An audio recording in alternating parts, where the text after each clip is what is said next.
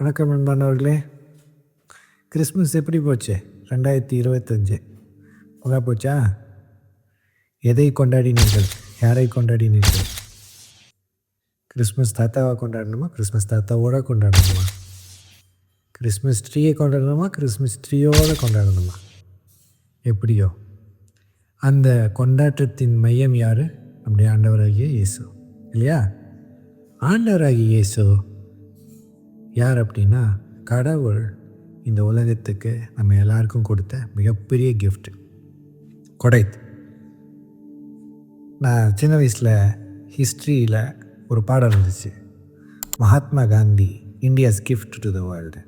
Mahatma Gandhi India உலகுக்கு கொடுத்த கொடை, கிஃப்ட் அப்படின்னு சொல்லி அந்த பாடத்தினுடைய தலைப்பு மறக்க முடியாது.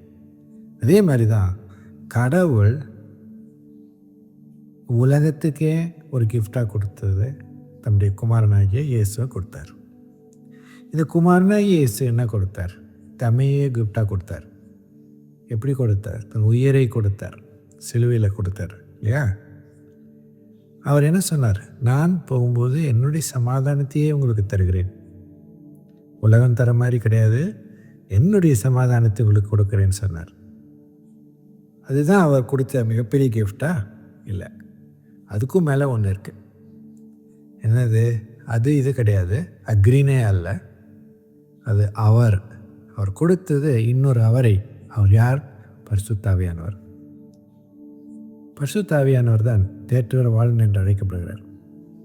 யோவான் எழுதின சுவிசேஷம் 14ஆம் அதிகாரம் 16ஆம் வசனம், நான் பிதாவை வேண்டிக் கொள்வேன், அப்பொழுது என்றென்றைக்கு உங்களோடு கூட இருக்கும்படிக்கு சத்திய ஆவியாகிய வேறொரு தேற்றரவாளனை அவர் உங்களுக்கு தந்தருள்வார்.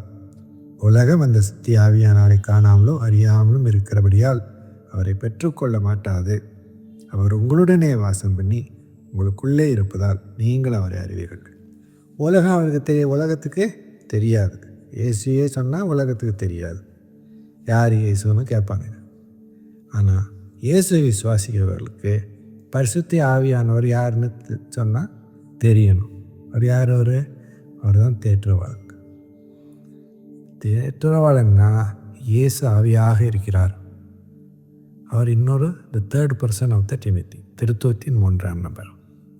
அவர் தான் இயேசு நமக்கு கொடுத்த மிகப்பெரிய கிஃப்ட். இன்ஃபேக்ட் பிதாவும் குமாரனும் நமக்கு கொடுத்த மிகப்பெரிய கிஃப்ட்.